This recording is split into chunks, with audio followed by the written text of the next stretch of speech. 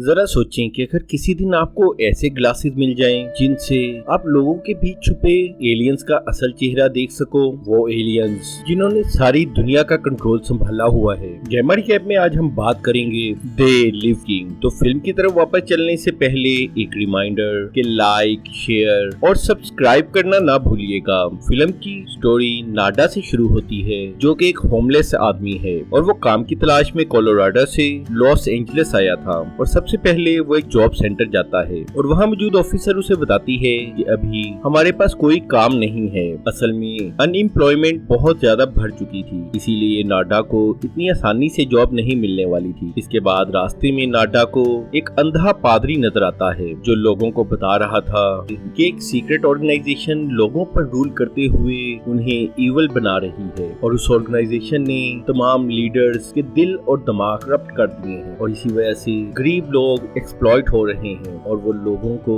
खबरदार रहने के लिए कह रहा था। और उसी वक्त वहाँ पुलिस आ जाती है और नाडा वहाँ से आगे चला जाता है और सड़क पर से गुजरते हुए नाडा का आदमी को अजीब से अंदाज में खड़ा देखता है और वो एक टीवी एड ऐसे देख रहा था कि जैसे हिप्नोटाइज हुआ हो। और सेम ऐसा ही रात को एक बूढ़े आदमी के साथ भी होता है, लेकिन नाडा इन सब बातों पर ध्यान नहीं देता और रात एक होमलेस सेंटर में गुजारने के बाद अगली सुबह नाडा फिर जॉब की तलाश में जाता है और आखिर उसे एक कंस्ट्रक्शन साइट पर लेबर की जॉब मिल जाती है। और सारा दिन काम करने के बाद उसे उसका एक कोवर्कर फ्रैंक अपने साथ शेंटी टाउन ले जाता है और तकरीबन सभी वर्कर्स वहीं रहते थे और नाडा को वहाँ खाना और सोने की जगह मिल गई थी। और वहीं नाडा की मुलाकात गिलबर्ट से होती है जो वहाँ सबके लिए कुकिंग करता था। और रात को जिस वक्त सब लोग टीवी देख रहे थे, अचानक सिग्नल्स इंटरप्ट हो गए और एक आदमी स्क्रीन पर आकर मैसेज देता है। वो कह रहा था कि हम सब आर्टिफिशियल दुनिया में रह रहे हैं और मीडिया के थ्रू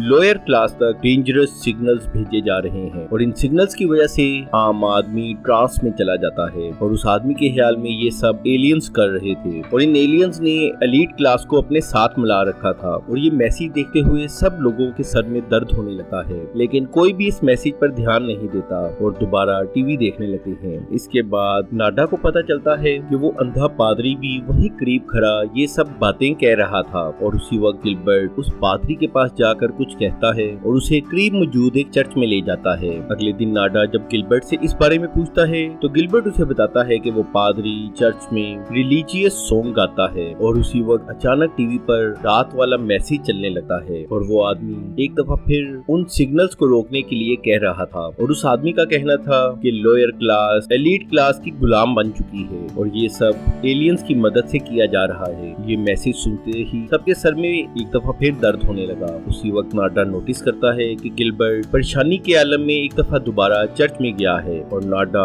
उसे फॉलो करता है। चर्च में से सॉन्ग की आवाज आ रही थी, लेकिन नाडा देखता है कि वो सॉन्ग टेप रिकॉर्डर पर चल रहा है और उसका मकसद ये था कि वहाँ होने वाली सीक्रेट मीटिंग की आवाज बाहर ना जाए। और चर्च में एक मिनी लैब टाइप जगह भी बनी हुई थी और वहाँ कुछ खास किस्म के सन ग्लासेस भी बनाए जा रहे थे। और वहीं द्वार पर उसे एक मैसेज नजर आता है, दे लिव वी स्लीप। और एक दूसरे कमरे में गिलबर्ट, उसके साथ टीवी वाला आदमी और कुछ दूसरे लोग एक मीटिंग कर रहे थे और यही ग्रुप टीवी सिग्नल्स को हैक करके वो मैसेज दे रहे थे। और अब वो अपने इस ग्रुप में नए लोगों को शामिल करना चाह रहे थे ताकि लोगों तक उनका मैसेज ज्यादा से ज्यादा पहुंच सके। नाडा को कुछ समझ नहीं आ रहा था और जिस वक्त वो चर्च से बाहर जाने लगता है तो पादरी उसे पकड़ लेता है, लेकिन वो अपनी जान बचाकर चर्च से बाहर आने में कामयाब हो जाता है। इसके बाद नाडा देखता है कि गिलबर्ट और उसके साथी चर्च में से कुछ सामान निकाल रहे हैं और उसी रात पुलिस चर्च पर रेड करके उस पूरे टाउन को तबाह कर देती है और जो भी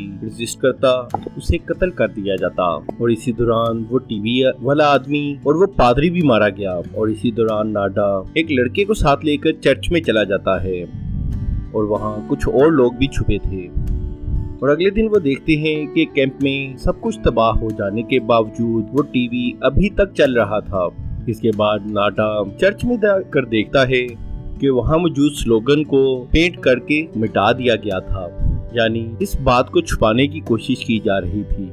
और चर्च की तलाशी लेने के दौरान उसे वैसा ही बॉक्स मिलता है जैसा गिलबर्ट लेकर भागा था और उस बॉक्स में बहुत से सन ग्लासेस थे और वो एक ग्लासेस लेकर बाकी को गार्बेज कैन में छुपा देता है। और जब वो ग्लासेस पहनता है तो उसे सब कुछ ब्लैक एंड व्हाइट नजर आता है और इसके साथ ही उसे ऐसी रियलिटी नजर आती है जो आम आंखें नहीं देख सकती थी और उसे हर बिल बोर्ड के पीछे एक खुफिया मैसेज नजर आ रहा था। यानी हर जगह पर ऐसे हिडन मैसेजेस थे जो लोगों के ब्रेन को कंट्रोल करके उनसे ऐसी चीजें करवा रहे थे जिनके बारे में आम पब्लिक जानती ही नहीं थी। और इन ग्लासेस की वजह से उसे कुछ लोगों के डरावने चेहरे भी नजर आने लगे थे और जब वो ग्लासेस उतार के देखता है तो उसे सब कुछ नॉर्मल लगता है और वो आदमी भी नाडा के इस तरह देखने से थोड़ा सस्पिशियस हो जाता है मगर वो उसे इग्नोर कर देता है। इसके बाद जब नाडा पेपर मनी को देखता है तो उस पर भी दिस इज योर गॉड लिखा था। इसके बाद नाडा देखता है कि तमाम ट्रैफिक लाइट्स पर भी लोगों को हिप्नोटाइज करने के लिए इंस्ट्रूमेंट लगे थे जो बार बार स्लीप स्लीप कहते थे और जल्द ही नाडा को समझ आ जाती है कि सभी एलियन नजर आने वाले लोग अमीर और सक्सेसफुल थे और वो आम इंसानों के दरमियान नॉर्मल तरीके से रह रहे थे। और उसी वक्त नाडा एक पॉलिटिशियन को टीवी पर देखता है और वो ये देखकर हैरान रह जाता है कि वो भी दरअसल एक एलियन ही था। लेकिन एक्सीडेंटली नाडा मॉल में एक औरत को ये बताकर उसकी इंसल्ट कर देता है कि वो इंतहाई भयानक लग रही है और ये सुनते ही वो औरत समझ गई कि नाडा उसका असली चेहरा देख सकता है। इसलिए वो फौरन ही अपने वॉच के थ्रू तमाम दूसरे एलियंस को इस बारे में बता देती है और सभी एलियंस नाडा की तरफ बढ़ने लगे थे और नाडा वहां से डरकर भाग जाता है।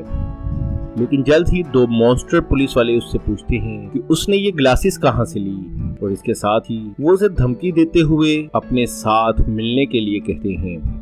लेकिन नाडा उनकी ऑर्गेनाइजेशन को ज्वाइन नहीं करना चाहता था इसलिए वो उन्हें मारकर भागकर एक बैंक में चला जाता है और वहाँ उसे बहुत से मॉन्स्टर नजर आते हैं और नाडा एक एक करके सभी एलियंस को मारने लगता है। लेकिन उनमें से एक अपनी वॉच के जरिए पुलिस को बुलाकर अचानक ही गायब हो जाता है और नाडा वहाँ से भागकर एक पार्किंग लॉट में चला जाता है और रास्ते में वो उसे फॉलो करते एक ड्रोन को देखता है और नाडा उसे भी शूट कर देता है।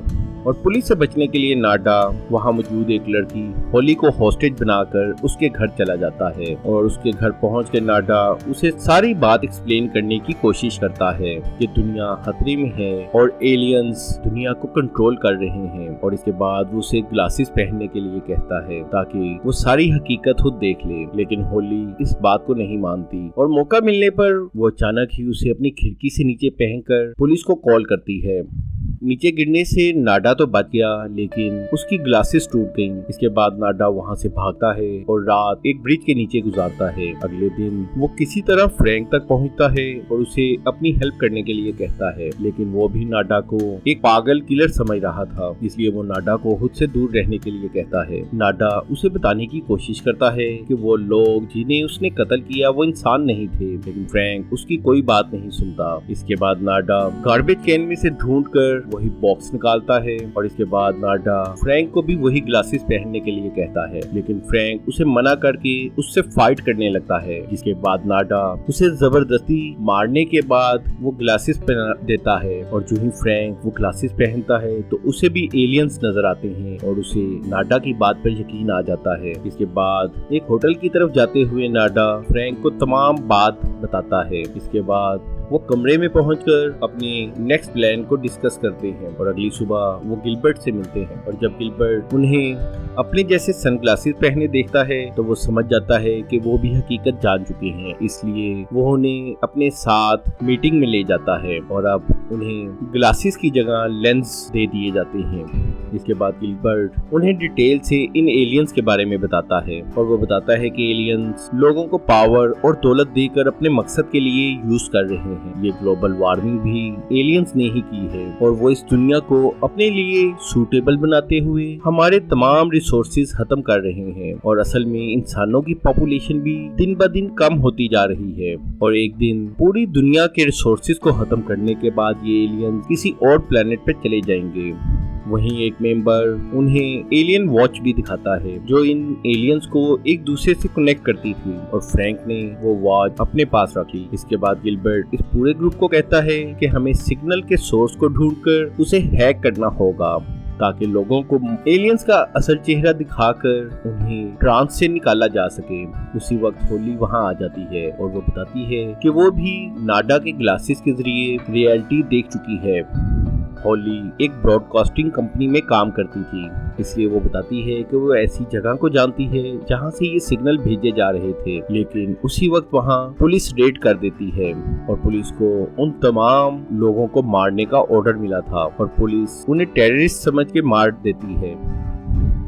लेकिन नाडा और फ्रैंक पुलिस से बचकर एक तंग गली में भाग जाते हैं और जब फ्रैंक उस वॉच पर एक बटन प्रेस करता है तो वहां एक पोर्टल खुल जाता है और पुलिस से बचने के लिए वो उस पोर्टल में जंप कर देते हैं और इस पोर्टल के जरिए वो एक अंडरग्राउंड एलियन फैसिलिटी में पहुंच जाते हैं और वहां जगह जगह किसी स्ट्रेंज लैंग्वेज में कुछ लिखा हुआ था और वहीं गार्ड भी थे और वहीं पर एक रेडियो के जरिए उन्हें पता चलता है कि टेररिस्ट के उस ग्रुप को खत्म कर दिया गया है। ये सुनते ही वो गार्ड्स सेलिब्रेट करने के लिए जाते हैं और इस मौके का फायदा उठाते हुए नाडा और फ्रैंक आगे बढ़ते हैं और एक हॉल में पहुंच जाते हैं और यहाँ एलियंस ने अपने इंसानी पार्टनर्स के लिए पार्टी रखी हुई थी और वहाँ एक आदमी सबको रेड के सक्सेसफुल होने के बारे में बताता है। इसके बाद वो कहता है कि जल्द ही एलियंस इस पूरी दुनिया को टेक ओवर कर लेंगे और इससे एलीट क्लास को और ज्यादा बेनिफिट्स मिलने वाले थे। और वहीं उन्हें कैंप का एक पुराना साथी वर्कर मिलता है, वो एलियंस के साथ मिल चुका था। इसके बाद वो नाडा और फ्रैंक को भी इस ऑर्गेनाइजेशन का मेंबर समझकर इस फैसिलिटी का टूर कराता है और एलियन एयरपोर्ट दिखाता है जहां से एलियंस इस दुनिया में आते थे और वो दोनों ये देखकर शॉक रह जाते हैं। इसके बाद ये लोग एक लोकल टीवी स्टूडियो के स्टेशन में पहुंचते हैं और यही वो सोर्स था जहां से हिडन मैसेज भेजकर लोगों के माइंड को कंट्रोल किया जा रहा था। लेकिन जब अंदर जाने के लिए उनसे आइडेंटिटी सर्टिफिकेशन का पूछा जाता है तो फ्रैंक और नाडा गार्ड को फायर करके मार डालते हैं। इस मौके पर उनका कोवर्कर उन्हें कन्विंस करने की कोशिश करता है कि वो भी उन्हें ज्वाइन कर लें और बेनिफिट्स हासिल करें, लेकिन वो इनकार करके मेन स्टूडियो में चले जाते हैं। वहीं नाडा हॉली के बारे में पूछता है लेकिन वहाँ कोई भी उसके बारे में नहीं जानता था। लेकिन आखिरकार उन्हें पता चल जाता है कि सिग्नल भेजने वाली डिश छत पर है। इसके बाद वो उसे डिस्ट्रॉय करने के लिए छत पर जाते हैं और हॉलवे में ही उन्हें हॉली भी मिलती है और वो भी पुलिस रेड में बच गई थी। और जब नाडा छत की तरफ जाता है तो हॉली मौका मिलने पर फ्रैंक को मार डालती है, जिसका मतलब ये था कि वो भी एलियंस के साथ मिली हुई थी। उधर नाडा उस सैटेलाइट डिश को ढूंढकर डिस्ट्रॉय करने ही वाला था कि अचानक होली वहां पहुंचकर गन पॉइंट पर उसे सरेंडर करने के लिए कहती है। लेकिन नाडा इनकार करके अपनी हिडन गन से होली को शूट कर देता है और इतनी देर में पुलिस भी वहां हेलीकॉप्टर पर पहुंचकर उस पर फायरिंग स्टार्ट कर देती है।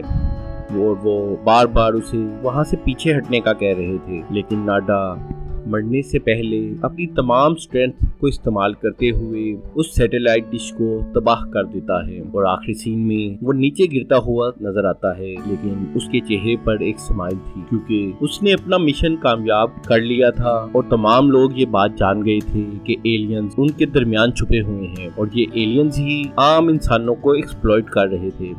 और नाडा की कुर्बानी से तमाम लोग एक गहरी नींद से जाग चुके थे